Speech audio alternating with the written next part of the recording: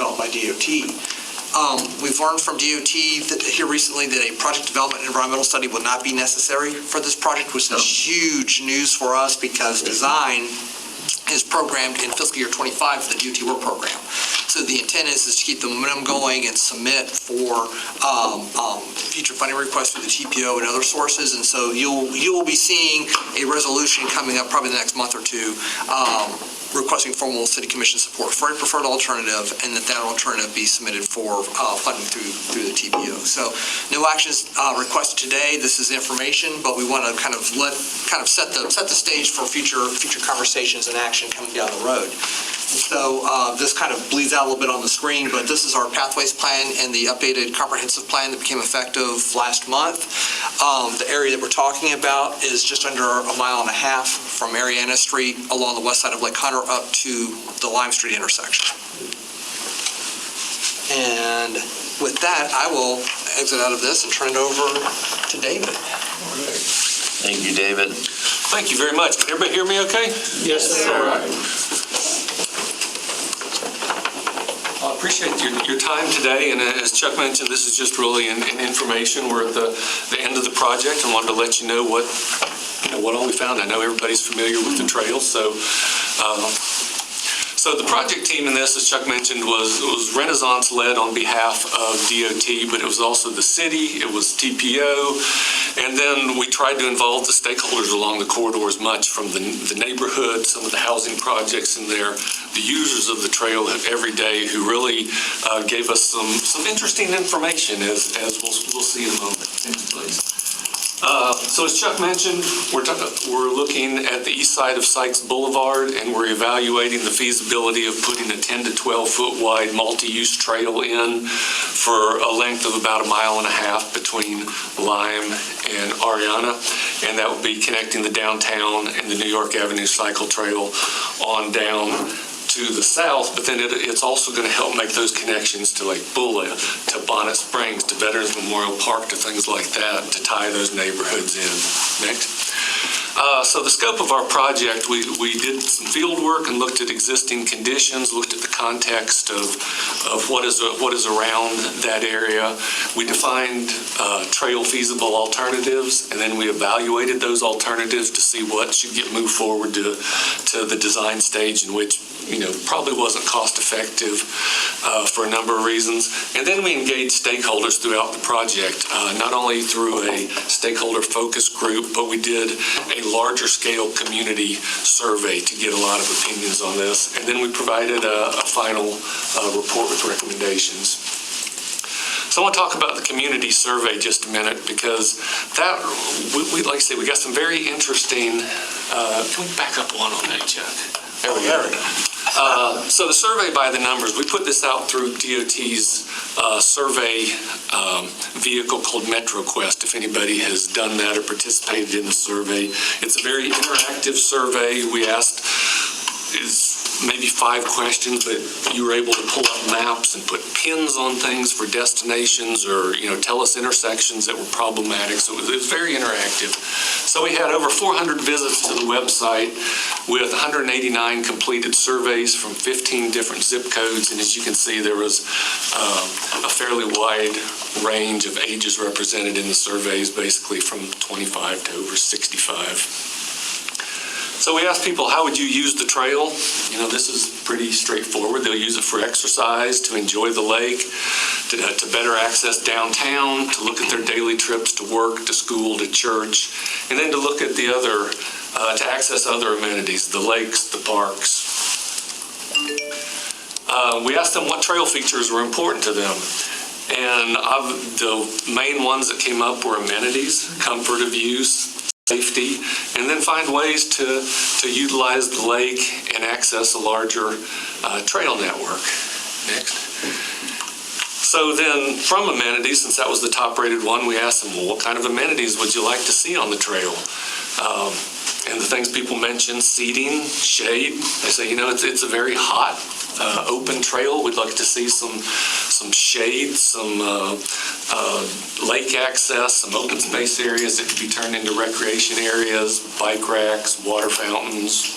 We have people say at the boat ramp area they'd like to see a restroom. This was really some of the interesting information that we didn't get from just, walking the trail a few days and talking with staff. We asked, what issues are you aware of on the trail? We heard a lot about the traffic, that there's a lot of speeding along this road, and when you've got a sidewalk this close to the road, it's not a comfortable experience to walk. You get the wash from the trucks and the buses, little bits of debris up. So we heard that the safety and the traffic were big issues, the atmosphere. The trail width, people said it's hard to pass. If you have pinch points like this where there's a guardrail on one side of you and traffic speeding on the other side, if you're walking with a baby carriage and a guy comes by you on a bike, there are safety issues.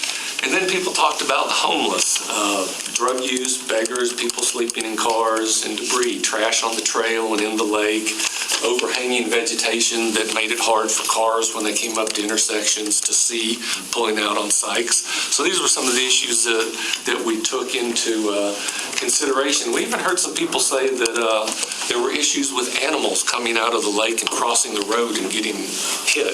What can we do to keep the animals from crossing the road? And that was kind of a hard one that couldn't figure out. So some of the comments we heard: bigger buffer between the road and the trail, have some sort of emergency call boxes along the trail or the parking areas for safety. Again, protect the wildlife from going in the road. Better lighting, or replace the burnout bulbs. Add some new wayfinding signage. And then people said it takes a long time to cross Sykes, and that they either jaywalk or they decide, people that are in the Presbyterian homes on the west side, they say, we just don't cross the road. Yeah. Stay on the west side of it. It's the end of America. So from the existing conditions in this survey, we started looking at trail alternatives. What are some of the different solutions?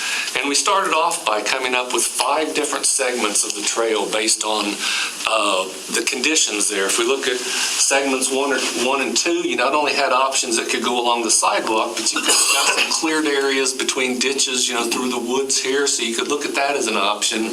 And then you've got, wider grassed areas here with trees. Then as you get up, you've got some drainage ditches along the road. So we looked at 5 different segments, and then from that, we came up with 6 different potential solutions that we could come up with. Next. And so those 6 solutions: a trail on existing grade. If we're looking at putting a trail through the woods there in segments 1 or 2, you just build up a trail through the woods. Pretty.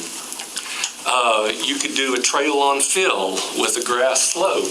You've got the existing trail here, next to the road. You just widen the trail and then redo that slope down to the lake.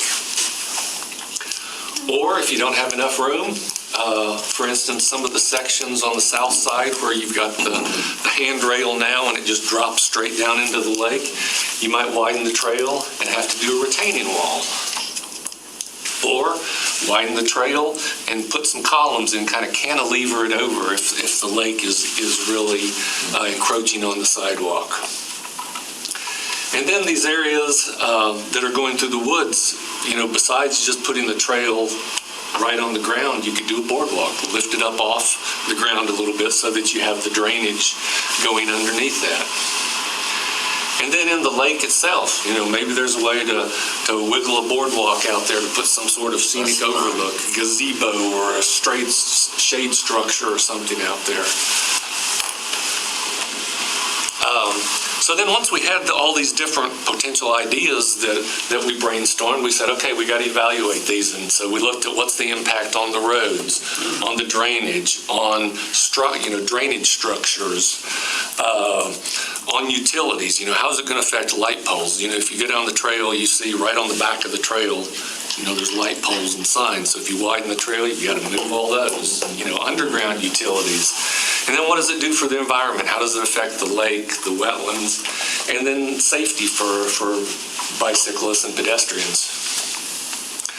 So right off the bat, we came up with some even though we had 5 segments, there were some things that we could say, okay, these are kind of universal through segments 1 through 5. And the first thing is the roadway itself. If we're talking about wanting a wider buffer here between the road and the sidewalk, well, what if you decreased the width of the median on Sykes and pushed that roadway over a little bit? And then that would give you a wider buffer between the road and the sidewalk. So that was one thing we said, all right, let's price this out. And then we looked at the utility poles, like I mentioned, right on the back of the sidewalk, all these poles. So you widen the sidewalk, you've got to take all these poles and move those, and there's cost associated with that. We looked at pedestrian scale lighting, especially at intersections. We heard people say that at dusk and dawn, it's hard for cars to see people walking, and so need some better lighting. And then safety, as we heard from the survey, thin the vegetation where the trail deviates from the roadway, so you can see people when they're walking down by the lake, and then trim back the vegetation at intersections so cars can see the oncoming traffic on Sykes better. So then as we got into each trail segment, I'm not going to go through this detail, but segment 1 here from Ariana to Lake Hunter Drive, there's double ditches along there, so we looked at the possibilities of expanding the trail both along the roadway or going through the woods. And as you can see on the left here, some of the issues involve drainage and environments, and since that's the key in this. So we looked at the trail on fill, the retaining wall, putting it on grade or a boardwalk. Next. And so the recommendations were these 2 right here to go forward into the design, the trail on fill or the retaining wall. Now, let's go. These alignments here we eliminated because what we found out through the engineering study is that during heavy rain events and after rain events, there's flooding in this area.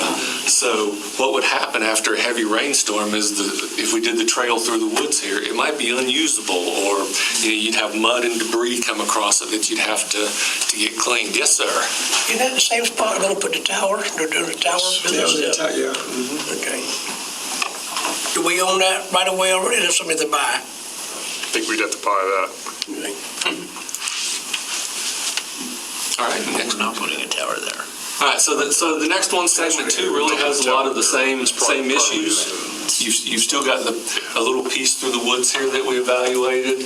And then there's a grade difference between here and the sidewalk, so we looked at taking some of that up with a boardwalk. Again, you can see from our engineering analysis, a lot of it is the same as segment 1, drainage, their environmental impacts, as we would put something like this in, it's wide enough that it kind of impacts the vegetation on either side, so there would be some mitigation that would need to be done. Next. So, okay. But if you were doing 2C, 2C, yes. yeah, who do you have to get approval from? But when it's outside of FDOT right away, what does that mean for us as a city? Well, I think we would assume that the lake, and Chuck, correct me if I'm wrong on this, the lake is owned by the city. You're right. And I believe it's also a state water. Yeah. Corps of Engineers have to deal with anything. Yep. So it would be the water management. So in terms of being outside the right-of-way, it's owned by the city, but impacts even as much as, the pilings and shading, aquatic vegetation and things like this are all issues that we would have to deal with the water management district and the Corps to do mitigation. And there's a water management permit for the lake. We would be impacting that, so there'd have to be a revised permit put forward. But it'd be a beautiful impact if you were on it. It would be. I think there's a section further up that would be better than this. But in the end, we recommended segments 1A and 1B. The other ones, for the same reasons with the flooding here, we didn't feel, if we're trying to create a continuous trail system that's connecting all the destinations, you don't want a section that's flooded after rain events. But couldn't you have it be higher?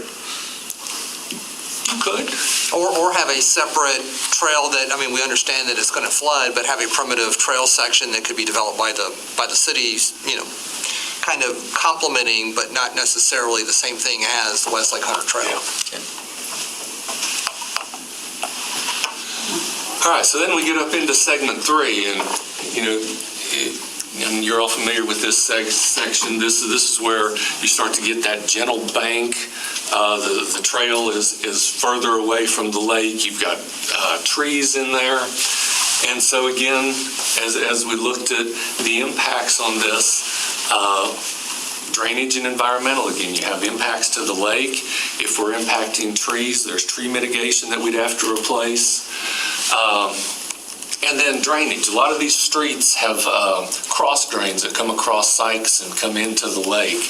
And as we widen that, there's a lot of those cross drains that would have to be extended, cleaned out, things like that. So there was a lot of drainage associated impacts from all these streets here. And we recommended 1A and 1B again, the on fill or the retaining wall. We looked at the cantilever section, and it didn't really do anything that the retaining wall didn't, but added more cost. So, we kind of eliminated that one. And again, alignment 2A, which is the start of a boardwalk up here, which gives you that view coming through downtown. There was the construction and maintenance cost as well as the location outside of the right-of-way. So we tabled that one for now. Segment 4 runs from Hartselle Avenue up to the pedestrian bridge that goes back into this neighborhood. Again, there's the continuation of the boardwalk here that we looked at a scenic overview. The big issue on this segment, as well as what will be the segment 5 issue, is when you get past the boat ramp entrance here, going north, you have drainage ditches parallel to the sidewalk, and so as we're looking at extending the trail, extending the fill like this, we've got to do some engineering analysis and say, are we impacting that storm conveyance? And if we're reducing the capacity, and that may cause backing up and flooding in some other part of the system, well then that may tell us that we can't do the widening the trail on fill. We've got to go do a retaining wall so that we maintain that storm drainage conveyance. So that becomes the biggest issue here is the storm drainage. And we recommended both of these options, again, the fill and the retaining wall. We recognize that there's a big cost difference between the two of them, but the storm drainage issues, maintaining that conveyance, trumped that. Why couldn't you 2A that one? Go back to And then actually go through on Pierce? Well, we could do it in this section, but once we got onto land, I don't think we would have the room to do the boardwalk. Even if it's on piers, we couldn't put it over the top of Drainage? that ditch. Because then you couldn't maintain it, you couldn't mow it. They come through occasionally in that ditch and clean it out, clean the debris out, clean the muck out to maintain capacity. So we didn't feel that was an option for that. All right, Jim, 5. All right, so then 5 goes from the pedestrian bridge here up to the New York cycle track. And again, it has those same issues. It has the drainage swale that comes all along here, along the ledge building. They've got kind of a gentle swale with berms and then landscaping on the back. So we've got to look at that conveyance. And so our options were the trail on fill and the retaining wall again. And with the same, next one, Chuck. So we want to carry both of these alignments forward because it's going to, the impacts are going to be dependent on the stormwater conveyance. So in terms of trail phasing, we really looked at, going north to south on this because segments 5 and 4, start creating, you come down here, then you create that loop that comes up to the park and on up to Bonnet Springs. So you're helping expand that sphere of downtown, and then keep working 3 and 2 that starts, connecting that loop around the lake and starts pulling these neighborhoods in. And then lastly, segment 1 that helps work as we go south. And then some other information, design related. Some of the amenities we looked at, we thought the pedestrian scale lighting was really important to keep this trail active both day and night and make people feel safe.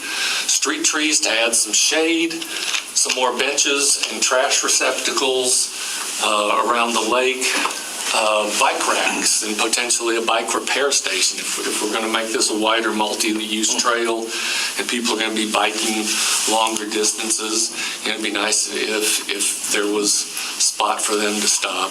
A pergola or shade sail, even if we don't do a boardwalk out into the lake with an overlook, you could still create an area here with some benches with a shade that becomes a focal point for people to stop and sit and look over the lake. Public art installations, wayfinding signage and trail location markers, and then an emergency call box. And then some of the pedestrian intersection improvements that we looked at, again, as we mentioned, some people said they don't even like trying to cross the road because, it's like playing Frogger. High visibility crosswalk striping, smart crosswalks, which would be in roadway LED warning lights that pop up when you punch the sign. This would be something maybe at the Sykes and Lime intersection. Possibility of an all-direction pedestrian crossing phase or a leading interval phase, just something to give pedestrians, a little head start across the intersection. No right turn on red restriction when pedestrian crossing button has been activated. What we heard from people is that they're going north on Sykes and then turning right onto Lime towards downtown. There's kind of a wide radius on that, and people in that right turn lane tend to treat it more as a yield than a stop. And so people crossing on that east side of the road aren't necessarily safe, and so they like to keep those people stopped. And then rectangular rapid flashing beacons at pedestrian crossing locations, just anything to make it, to make pedestrians more noticed in this.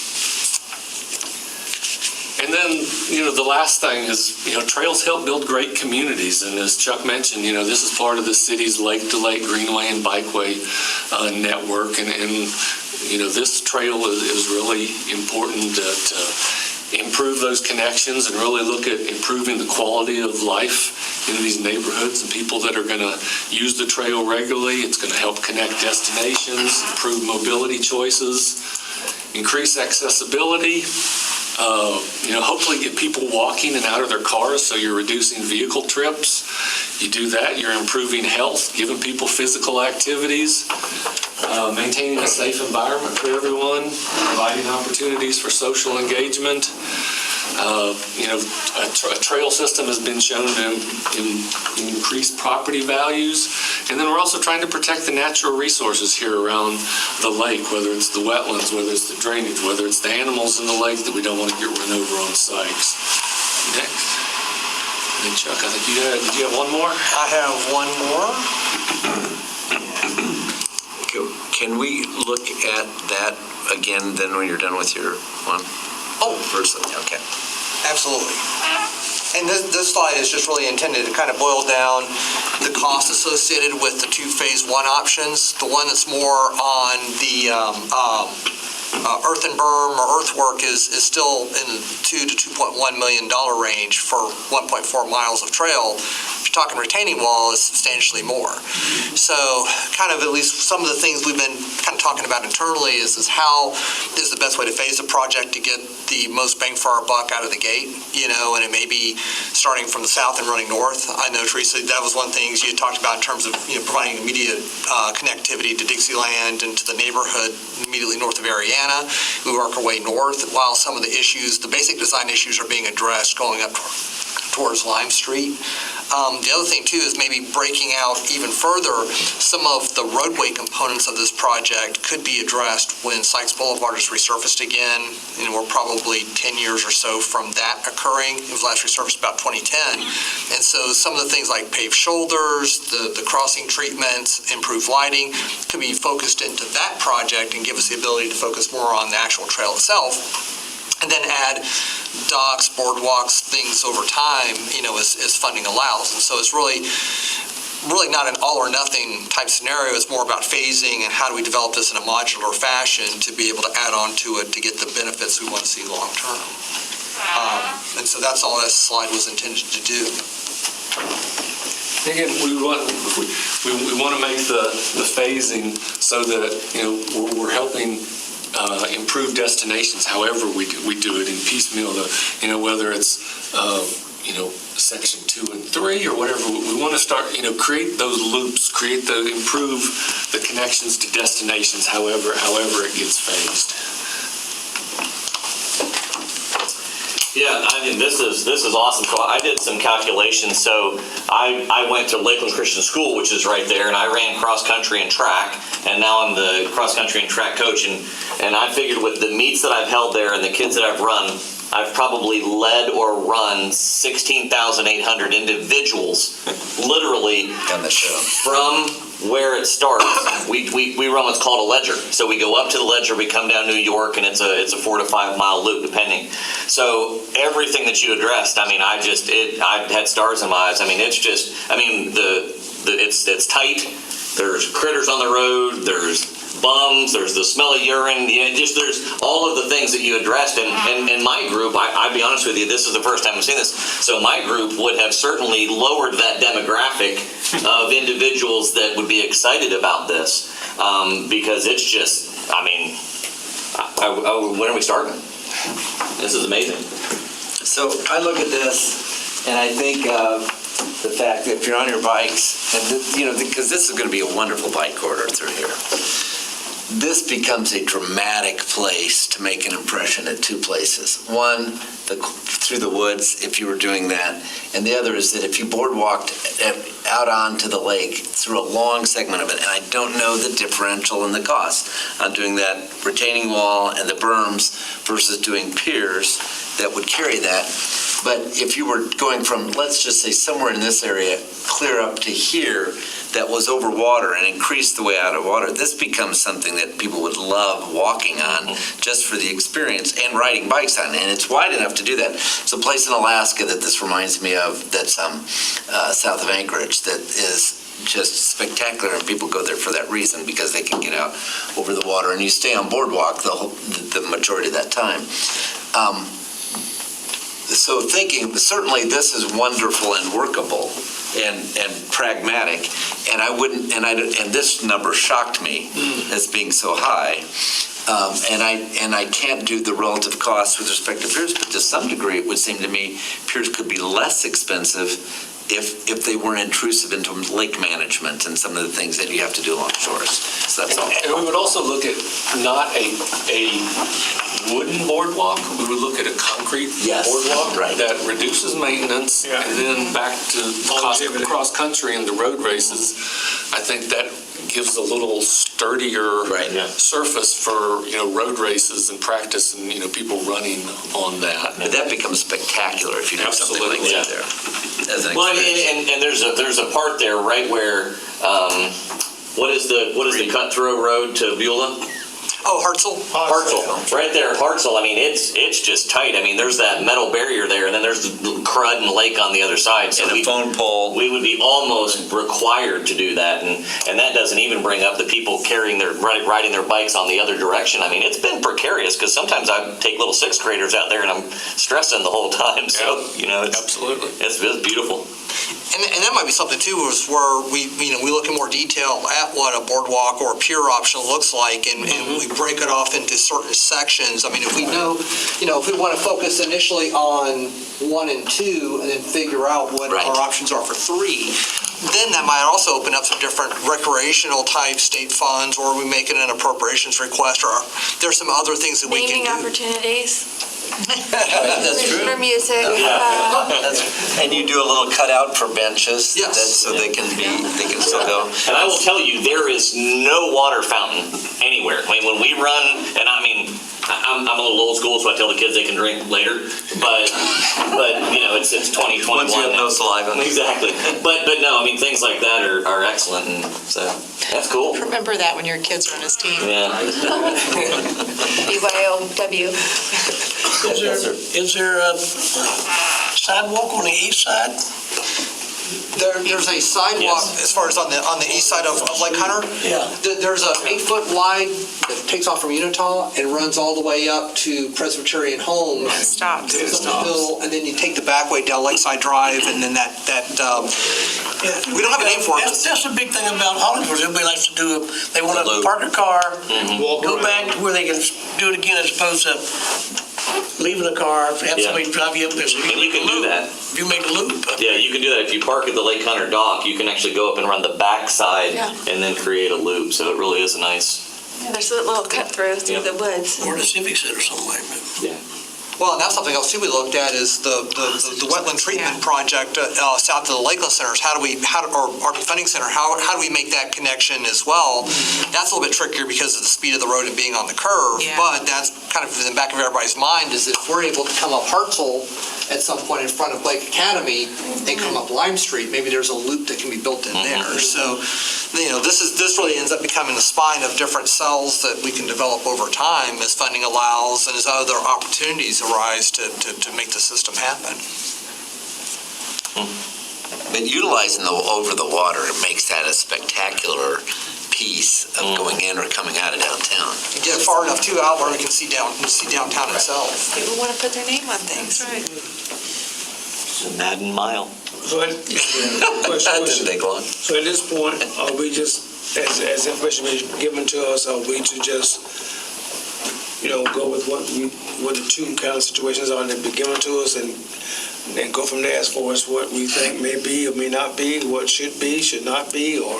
I think at this point, we're getting the feedback, and so we want to take that back, talk with the project team, talk internally, make sure Public Works, Parks, Recreation, everybody's comfortable with the ultimate game plan that we pitch as a funding request to the TPO.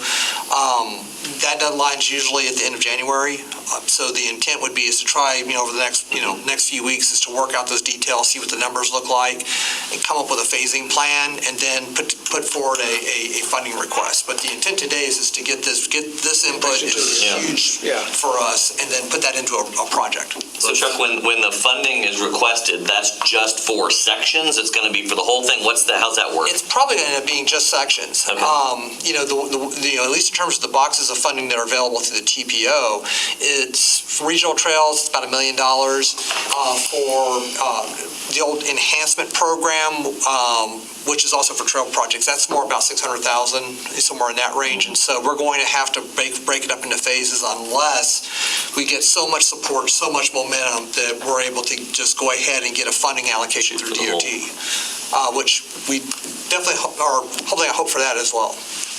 As we also, excuse me, Mr. Mayor. Go ahead. As we also will share with you, I guess, Mr. Bombi, our suggestions or comments as we move forward. We also just do what I think he mentioned about looking at where we start with on the south end, or do we start at the north end? Phasing, of course, the different phases of the actual trail. Because I'm looking at, honestly, more northern end would be something I want to see happen, because how we can make that happen to be in support of BSP, with Barnett Springs Park, and we call downtown West. How we can do that is where I'm thinking. Of course, I would like to get it all at one time if I could too, but since it's going to be done in phases, all you wanted us to suggest to you what our thoughts would be? That's definitely what we want to hear is suggested phasing. Okay. The other thing too is just going back and I think phase 3 probably opens up a lot more enhancement options in terms of boardwalks or other treatments, because that's where you're against the open water. Right. And just seeing what that looks like. I think that there is a scenario where we could come forward and have the sidewalk widened even all the way up through and including 3 to get us up to Hartselle. And then we look at boardwalks that come off of it. And so you could have 2 different types of experiences. One is just more of a transportation mode, and the other is where you want to take your time, enjoy the scenery, enjoy the wildlife, and have that visual experience. And so I think there's a couple of options in 3 that we really have that we can compare notes on and figure out the game plan. The other thing too is we've got other corridors we're also looking at the same time. We've got Fort Fraser Trail Extension that the county is designing coming from 98 over to Lincoln Highlands Road in Glendale. So we want to try to also put forward an application for a connection back to 3 Parks Trail for it, or look at Ingram Avenue going up through Florida Southern and up into the downtown area. We've got this corridor, and also with the Intermodal Center and Lake Beulah, getting those connections to Bonnet Springs. So we've got really 3 major areas that we're looking at in addition to the Tenorock corridor, which is under design right now and funded for construction. The first segment of that in 2024. Would any of the QTI money apply out of ARPA? I really do think that some parts of this could get really lined up for federal funding through different stimulus programs, or even at the state level. Right. Because really this becomes a significant recreation and transportation corridor. But when you throw in the investments for Fort Fraser Extension and Bonnet Springs, then it really sets itself up for a very significant regional project. And I think one of the other things we'll need to do is take a look at how places like Orlando, they're putting their city trail system together, some very significant investments there. And of course we've got the Riverwalk in Tampa and other locations that we can evaluate and just say, how in the world did they get from where they were 10 years ago to where they are today? Because I think all of those are very significant and iconic type systems, and we want this to be that too. And, it complements Bonnet Springs Park so well if we can push the timing sequence on this window. Yes. Mayor. Oh, yes. Thank you.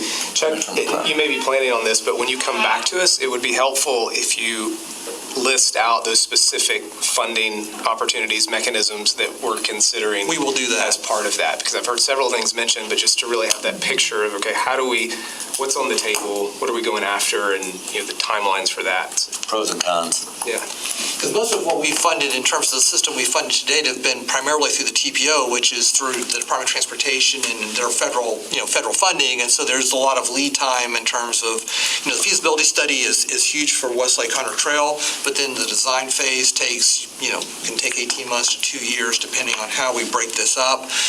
And then funding usually follows that. So design's in 2025, construction, probably the earliest we could get construction is 2026 or 2027.